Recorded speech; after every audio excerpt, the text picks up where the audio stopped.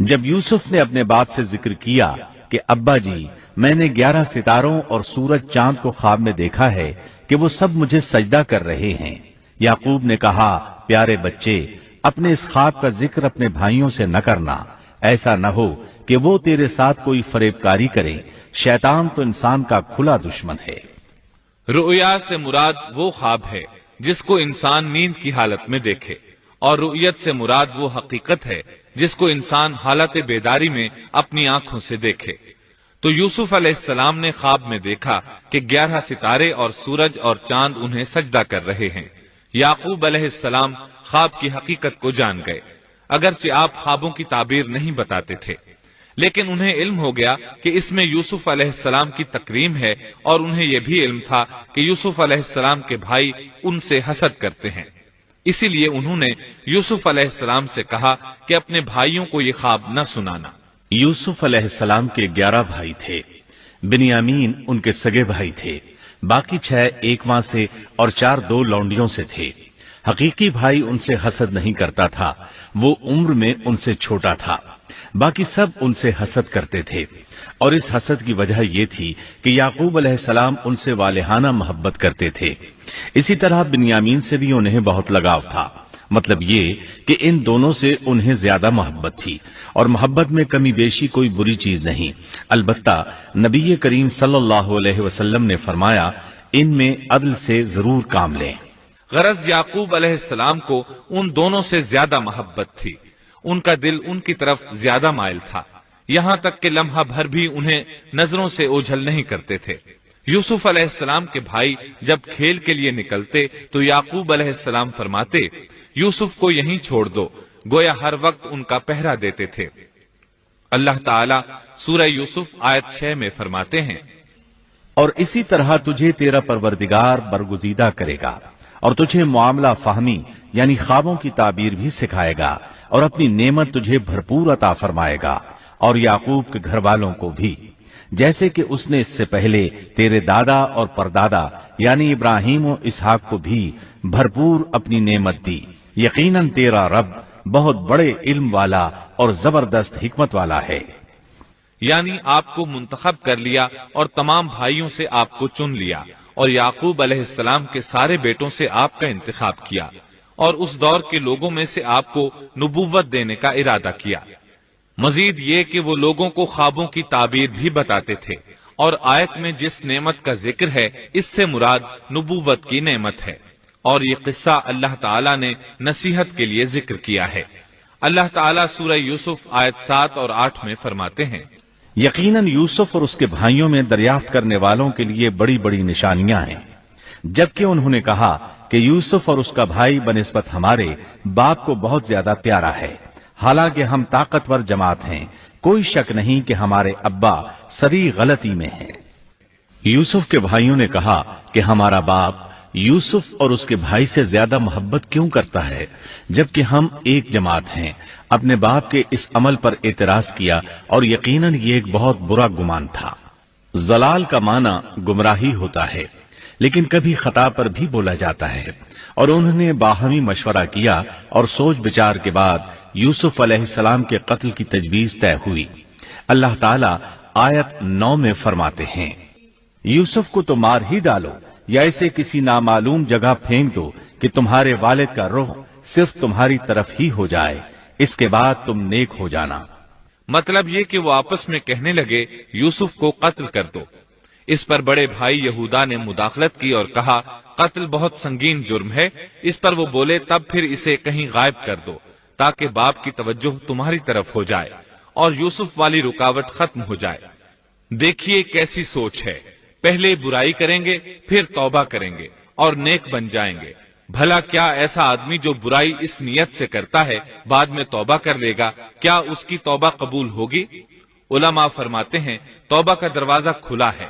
اللہ تعالیٰ رات کے وقت صدا دیتا ہے کہ دن کو برائی کرنے والے توبہ کر لے، اور دن کو آواز دیتا ہے رات کو برائی کرنے والے توبہ کر لے۔ کوئی توبہ کا دروازہ بند نہیں کر سکتا، یہاں تک کہ انسان جتنی بار بھی گناہ کر کے توبہ کرے اللہ قبول کرتا ہے۔ اس لیے اللہ نے ان کی توبہ قبول کر لی۔ تاہم اس بات سے ڈرنا چاہیے کہ اگر گناہ کرنے کے بعد توبہ کا موقع ہی نہ ملے اور موت آ لے تو کیا ہوگا؟ یہ بات نہایت ہی خوفناک ہے کہ توبہ کا موقع ہی نہ ملے۔ اللہ تعالیٰ آیت نمبر 10 میں فرماتے ہیں، ان میں سے ایک نے کہا، یوسف کو قتل تو نہ کرو بلکہ اسے کسی اندھے کنویں کی تہ میں ڈالاؤ کہ اسے کوئی آتا جاتا قافلہ اٹھا لے جائے، اگر تمہیں کرنا ہی ہے تو یوں کرو۔ یہودا نے انہیں قتل سے روکا اور کہا، قواسم کے راستے میں اموقی نام کا کنواں ہے، اسے اس میں ڈال دو، کوئی گزرتا ہوا قافلہ اسے اٹھا لے جائے گا، اس سے نجات ہی پانا چاہتے ہو تو یہ کام کرو۔ سب نے اس بات سے اتفاق کیا۔ اب اپنے باپ کے پاس گئے، باپ سے انہوں نے جو کہا آیت 11 اور 12 میں آتا ہے، انہوں نے کہا، ابا آخر آپ یوسف کے بارے میں ہم پر اعتبار کیوں نہیں کرتے؟ ہم تو اس کے خیر خواہ ہیں، کل آپ ضرور اسے ہمارے ساتھ بھیج دیجئے کہ خوب کھائے پیے اور کھیلے، اور اس کی حفاظت کے ہم ذمہ دار ہیں۔ یعقوب علیہ السلام نے ان کی بات کے جواب میں جو کچھ کہا آیت نمبر 13 اور 14 میں اس کا ذکر موجود ہے۔ یعقوب نے کہا، اسے تمہارا لے جانا مجھے تو سخت صدمہ دے گا، اور مجھے یہ بھی کھٹکا لگا رہے گا کہ تمہاری غفلت میں اسے بھیڑیا کھا جائے۔ انہوں نے جواب دیا کہ ہم جیسی زوراور جماعت کی موجودگی میں بھی اگر اسے بھیڑیا کھا جائے تو ہم بالکل نکمے ہی ہوئے۔ وہاں بھیڑیے کثرت سے تھے، اس لیے یعقوب علیہ السلام ڈرتے تھے۔ بیٹوں کے بار بار اصرار پر یعقوب علیہ السلام یوسف علیہ السلام کو ان کے ساتھ بھیجنے پر رضامند ہو گئے۔ اللہ تعالیٰ آیت 15 میں فرماتے ہیں، پھر جب اسے لے چلے اور سب نے مل کر ٹھان لیا کہ اسے غیر آباد گہرے کنویں کی تہ میں پھینک دیں، ہم نے یوسف کی طرف وحی کی کہ یقیناً وقت آ رہا ہے کہ تو انہیں اس ماجرے کی خبر اس حال میں دے گا کہ وہ جانتے ہی نہ ہوں گے۔ بعض روایات کے مطابق انہوں نے راستے میں یوسف علیہ السلام کو مارا پیٹا، برا بھلا کہا، اور ایسا کرنا ان کے لیے معمولی بات تھی کیونکہ وہ تو قتل کے درپے تھے۔ آخر کار کنویں کے پاس پہنچے اور مشورے کے مطابق انہیں کنویں میں ڈال دیا۔ یوسف علیہ السلام کنویں میں ایک پتھر پر گرے، یعنی پانی میں نہ گرے۔ آپ اس پتھر پر بیٹھ گئے۔ اللہ تعالیٰ کی طرف سے انہیں تسلی دی گئی کہ آپ پریشان نہ ہوں، بہت جلد آپ کنویں سے نکلیں گے اور انہیں ان کے اس گھناؤنے فعل کے بارے میں بتلائیں گے، اور انہیں اس بات کا گمان بھی نہیں ہوگا کہ ایسا وقت بھی آئے گا۔ یوسف علیہ السلام کو کنویں میں ڈالنے کے بعد انہوں نے گھر جانے کی تیاری کی۔ آیت نمبر 16 میں آتا ہے، اور عشاء کے وقت وہ سب اپنے باپ کے پاس روتے ہوئے پہنچے۔ امام عامش قاضی شریح رحمت اللہ علیہ کی مجلس میں بیٹھے تھے۔ ایک عورت آئی، اس کا ایک آدمی سے جھگڑا تھا، وہ بہت شدت سے رو رہی تھی۔ عامش بولے، آپ دیکھتے نہیں یہ کس بری طرح رو رہی ہے؟ ان کا مطلب یہ تھا کہ یہ سچی ہے۔ قاضی شریح فرمانے لگے، یوسف علیہ السلام کے بھائی رات کو روتے ہوئے اپنے باپ کے پاس آئے تھے، پس فیصلہ رونے پر نہیں انصاف پر ہونا چاہیے۔ اب یوسف علیہ السلام کے بھائیوں نے باپ کو تفصیل سنائی۔ اللہ تعالیٰ اس کا ذکر آیت 17 میں فرماتے ہیں، اور کہنے لگے کہ ابا جی، ہم تو آپس میں دوڑ میں لگ گئے اور یوسف کو ہم نے سامان کے پاس چھوڑا، پس اسے بھیڑیا کھا گیا۔ آپ تو ہماری بات نہیں مانیں گے، گو ہم بالکل سچے ہی ہوں۔ سو انہوں نے یہ بات بتائی، لیکن اس سے جھوٹ صاف ظاہر ہو رہا تھا، جیسا کہ اگلی آیت میں ہے، اور یوسف کے کرتے کو جھوٹ موڑ کے خون سے خون آلود بھی کر لائے تھے۔ ابن عباس رضی اللہ عنہما فرماتے ہیں کہ انہوں نے بکری ذبح کی اور یوسف علیہ السلام کی قمیص پر اس کا خون مل لیا، اور خون میں لت پت قمیص یعقوب علیہ السلام کے پاس لے آئے۔ جب یعقوب علیہ السلام نے دیکھا تو فرمانے لگے، یہ بھیڑیا بھی کتنا رحم دل تھا، میرے بیٹے کو تو کھا لیا اور قمیص کو کچھ نہیں کہا، تمہاری عقل کہاں ہے؟ اس بات کا ذکر آیت 18 میں ہے۔ باپ نے کہا، یوں نہیں، بلکہ تم نے اپنے ہی دل سے ایک بات بنا لی ہے، پس صبر ہی بہتر ہے، اور تمہاری بنائی ہوئی باتوں پر اللہ ہی سے مدد کی طلب ہے۔ ادھر دوسری طرف کیا ہوا؟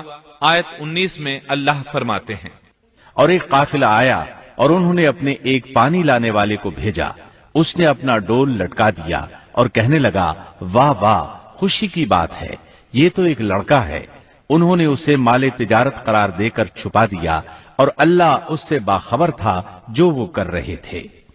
تفصیل اس کی یہ ہے کہ ایک قافلہ اس کنویں کے پاس سے گزرا جس میں یوسف علیہ السلام موجود تھے۔ انہوں نے پانی کی تلاش میں ایک خادم کو بھیجا۔ وہ کنویں تک پہنچا، اس نے کنویں میں ڈول لٹکایا۔ یوسف علیہ السلام اس ڈول میں بیٹھ گئے۔ خادم نے ڈول نکالا تو اس میں ایک خوبصورت بچے کو دیکھا۔ مارے خوشی کے وہ پکار اٹھا، یہاں ایک لڑکا ہے۔ اس زمانے میں غلاموں اور لونڈیوں کی تجارت ہوتی تھی۔ انہیں خوف محسوس ہوا کہ کہیں یہ لڑکا ان سے چھن نہ جائے۔ اس خوف کے پیش نظر انہوں نے یوسف علیہ السلام کو چھپا لیا۔ انہوں نے یہ بھی سوچا کہ شاید یہ بھاگا ہوا غلام ہے، اگر اس کا مالک آ گیا تو وہ اسے لے جائے گا۔ یہ قافلہ مدائن سے مصر جا رہا تھا۔ جب یہ مصر پہنچے تو انہوں نے یوسف علیہ السلام کو معمولی قیمت میں فروخت کر دیا۔ معمولی قیمت میں فروخت کرنے کی جلدی بھی انہوں نے اسی خیال کے تحت کی کہ کہیں اس کا مالک نہ آ جائے۔ ابن عباس رضی اللہ عنہما فرماتے ہیں کہ انہوں نے یوسف علیہ السلام کو صرف 20 درہم میں بیچ دیا، اور یہ نہایت معمولی قیمت تھی۔ آیت نمبر 21 میں ہے، مصر والوں میں سے جس نے اسے خریدا تھا اس نے اپنی بیوی سے کہا کہ اسے بہت عزت و احترام کے ساتھ رکھو، بہت ممکن ہے کہ یہ ہمیں فائدہ پہنچائے یا اسے ہم اپنا بیٹا ہی بنا لیں۔ یہ شخص مصر کا وزیر خزانہ تھا، بے اولاد تھا۔ اس نے سوچا شاید یہ لڑکا بڑا ہو کر اچھا انسان بنے، لہٰذا کیوں نہ ہم اسے بیٹا بنا لیں۔ اس طرح یوسف علیہ السلام وزیر خزانہ کے گھر پلے بڑھے۔ وزیر خزانہ عزیز مصر کہلاتا تھا۔ عزیز نے آپ کو بیٹوں کی طرح رکھا۔ آپ کچھ بڑے ہوئے تو شاہی محل کی دیکھ بھال آپ کے ذمے لگا دی گئی۔ شاہی محل کے تمام اختیارات آپ کے سپرد کر دیے گئے۔ اللہ تعالیٰ آیت 21 اور 22 میں فرماتے ہیں، یوں ہم نے مصر کی سرزمین میں یوسف کا قدم جما دیا کہ ہم اسے خواب کی تعبیر کا کچھ علم سکھا دیں۔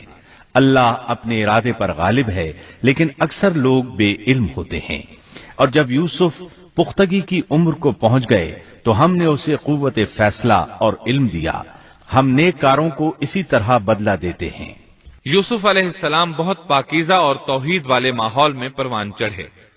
گھر کا سارا انتظام انہی کے ہاتھ میں تھا۔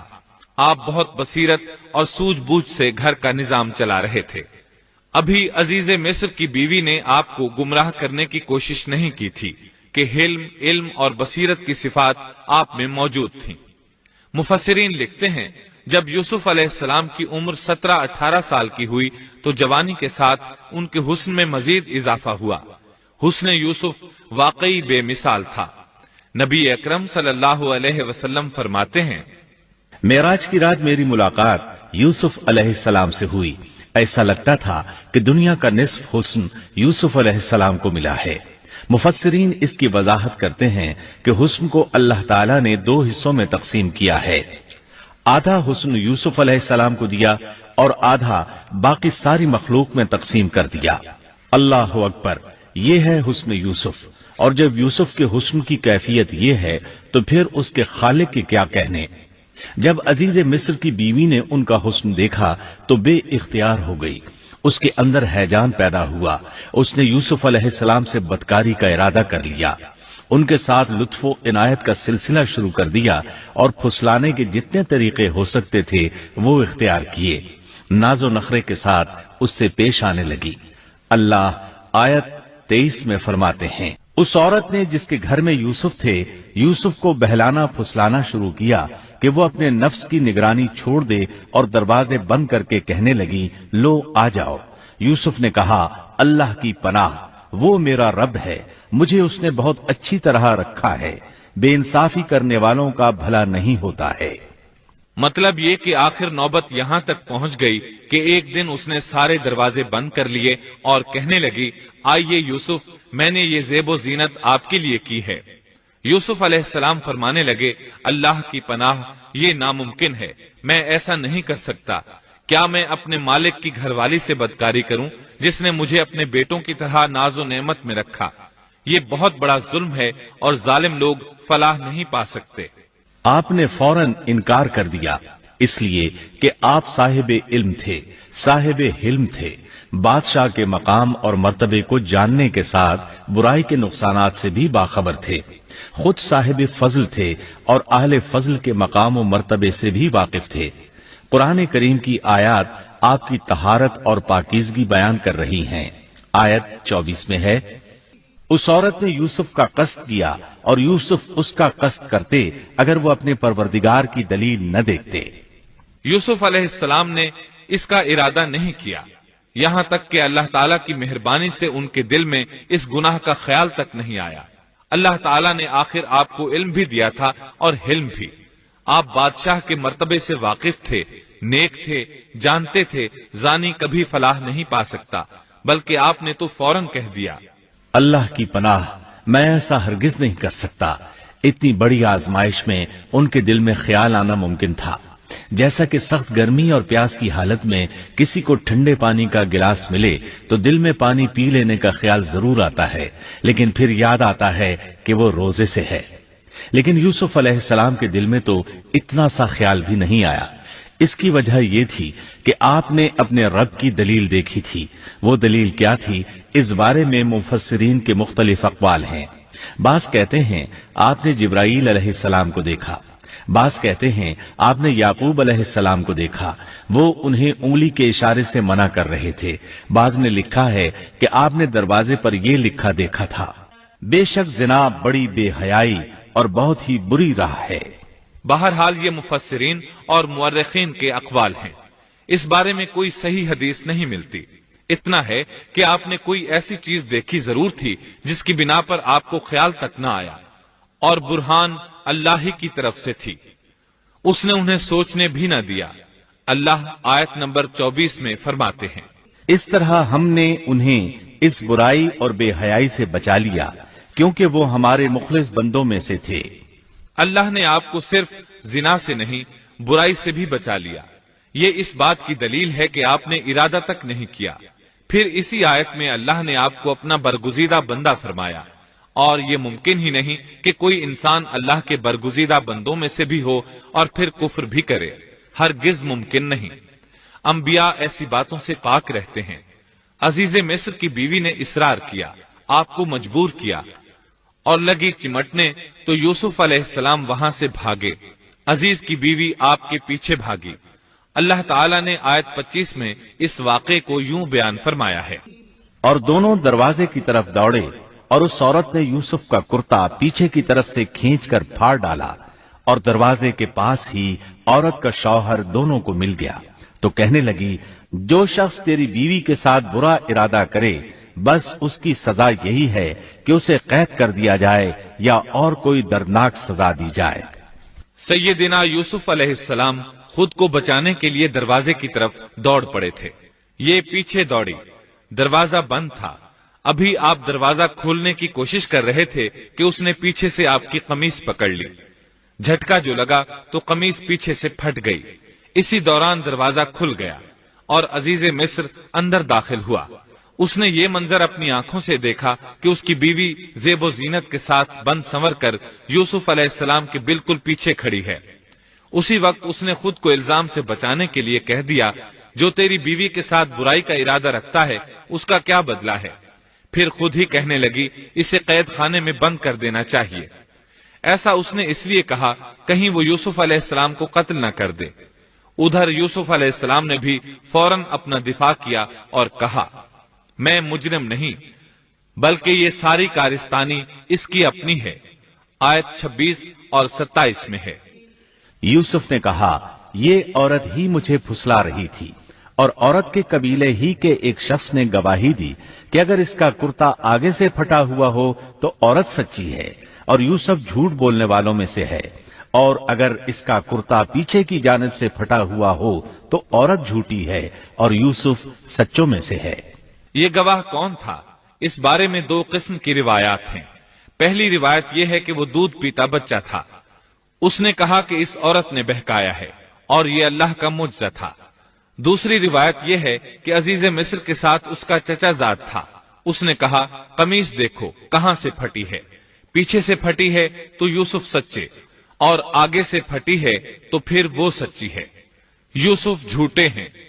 آیت نمبر 28 میں آتا ہے، سو جب خاوند نے دیکھا کہ یوسف کا کرتا پیٹھ کی جانب سے پھٹا ہوا ہے تو साफ कह दिया कि ये तो औरतों की चालबाजी है, बेशक तुम्हारी चालबाजी बहुत बड़ी है। सैयद कुतुब कहते हैं, अजीज मिस्र उन लोगों में से था जिनके नजदीक शरफ की कोई कीमत नहीं थी। अगर उसमें गैरत होती तो उसका खून खौलता, वो औरत पर बरहम होता, लेकिन उसने गुस्से के बगैर कहा। आयत 29 में है, यूसुफ अब इस बात को जाने दो और ए औरत तू अपने गुनाह से तौबा कर, बेशक तू गुनाहगारों में से है। इसके अलावा उसने कोई और बात न की, यहां तक कि यूसुफ अलैहिस्सलाम को घर ही में रहने दिया, जुदा भी न किया। लेकिन फिर ये खबर शहर में आग की तरह फैल गई। औरतें तरह तरह की बातें करने लगीं। लोग अजीज मिस्र की बीवी को ताने देने लगे। आयत 30 में है, और शहर की औरतों में चर्चा होने लगा कि अजीज मिस्र की बीवी अपने जवान गुलाम को अपना मतलब निकालने के लिए बहलाने फुसलाने में लगी रहती है। उसके दिल में यूसुफ की मोहब्बत बैठ गई है, हमारे ख्याल में तो वो सरी गुमराही में है। ये चर्चा होने लगा कि अजीज मिस्र की बीवी एक गुलाम के साथ बुराई पर तुल गई। अगर किसी आजाद के साथ ऐसा करती तो मामला और था। गुलाम से मोहब्बत कर बैठी, ये तो उसने बेवकूफी की इंतहा कर दी। इस तरह उसे खूब बुरा भला कहा गया। ये खबर अजीज मिस्र की बीवी तक भी पहुंच गई। आयत 31 में है, उसने जब इन औरतों की पुरफरेब मक्काराना बातें सुनी तो उन्हें बुलवा भेजा और उनके लिए एक मजलिस मुरत्तब की और उनमें से हर एक को छुरी दी और कहा, ए यूसुफ, इनके सामने चले आओ। उन औरतों ने जब उसे देखा तो बहुत बड़ा जाना और अपने हाथ काट लिए और जुबान से निकल गया कि अल्लाह की पनाह, ये इंसान तो हरगिज नहीं, ये तो यकीनन कोई बहुत ही बुजुर्ग फरिश्ता है। वजाहत इसकी ये है कि उस औरत ने अपने घर में एक दावत का इंतजाम किया। तमाम औरतों को इस दावत में बुलाया। दावत का इंतजाम इस तरह किया कि सब के लिए एक तकिया लगाया, फल सामने रखे और हर एक को एक एक छुरी थमा दी। साथ ही यूसुफ अलैहिस्सलाम से कहा कि मजलिस में आ जाएं। जब यूसुफ अलैहिस्सलाम आए तो वो उन्हें देखकर मबहूत रह गईं। उनके हुस्न से इस कदर मुतासिर हुई कि अपना होश न रहा और फलों के बजाय अपने हाथ काट डाले। लेकिन इसका उन्हें एहसास तक न हुआ। सुभान अल्लाह, क्या हुस्न था जिसकी वजह से उन्होंने अपने हाथ काट लिए और खबर तक न हुई।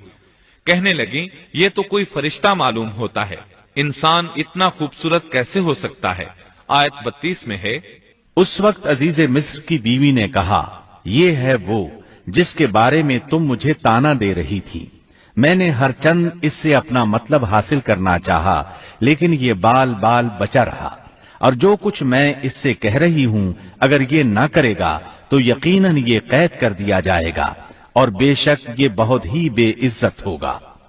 ये आयत इस बात की वाज़ेह दलील है कि यूसुफ अलैहिस्सलाम ने बुराई का इरादा नहीं किया था। फिर बात यहीं पर खत्म नहीं हो गई, बल्कि तमाम औरतें यूसुफ अलैहिस्सलाम पर टूट पड़ीं। उनमें से हर एक की ख्वाहिश थी कि यूसुफ अलैहिस्सलाम उससे मोहब्बत करें और बेहयाई का इर्तिकाब करें। अपनी इज्जत और शरफ को उन्होंने खाक में मिला दिया। यूसुफ अलैहिस्सलाम के हुस्न पर फरेफ्ता हो गईं। इस कैफियत को देखकर यूसुफ अलैहिस्सलाम ने अपने रब से दुआ की। आयत 33 और 34 में आता है, यूसुफ ने दुआ की कि ऐ मेरे परवरदिगार, जिस बात की तरफ ये औरतें मुझे बुला रही हैं, इससे तो मुझे जेल खाना बहुत पसंद है। अगर तूने इनका मकरो फरेब मुझसे दूर न किया तो मैं तो इनकी तरफ माइल हो जाऊंगा और बिल्कुल नादानों में जा मिलूंगा। इससे जाहिर हुआ सब औरतें यूसुफ अलैहिस्सलाम को अपनी तरफ मुतवज्जह कर रही थीं। उन्होंने हर तरीका इख्तियार किया, लेकिन यूसुफ अलैहिस्सलाम ने किसी एक की तरफ तवज्जो न दी। अल्लाह ने उन्हें बचा लिया और औरतों की चाल को नाकाम बना दिया। इस वाक़े की खबर भी लोगों में फैल गई। अजीज मिस्र की बीवी को पता चल गया कि ये खबरें पूरे शहर में फैल गई हैं और लोग उसे ही कसूरवार ठहरा रहे हैं। तब वो अपने खावंद के पास गई, उससे कहा, अब क्या किया जाए? सब लोग मुझे ही इल्जाम दे रहे हैं, मामला बहुत फैल गया है, इस बात को दबाने के लिए कुछ करना चाहिए। अजीज मिस्र ने कहा, फिर क्या किया जाए? आखिर आपस में मशवरा हुआ, दोनों इस पर मुत्तफिक हो गए। इब्ने अब्बास रजी अल्लाह अन्हुमा फरमाते हैं कि इस अबरानी गुलाम ने अपनी मालिका के साथ बुराई की कोशिश की है, लिहाजा इसे इस जुर्म की पादाश में जेल में डाला जाता है। گویا انہوں نے اپنے پر سے الزام ختم کرنے کا یہ منصوبہ سوچا۔ اس بارے میں اللہ آیت 35 میں فرماتے ہیں، پھر ان تمام نشانوں کے دیکھ لینے کے بعد بھی انہیں یہی مصلحت معلوم ہوئی کہ یوسف کو کچھ مدت کے لیے قید خانے میں رکھیں۔ انہوں نے یہ اس لیے کہا تاکہ یوسف علیہ السلام پر تہمت لگائی جا سکے۔ اس طرح یوسف علیہ السلام قید خانے میں آ گئے۔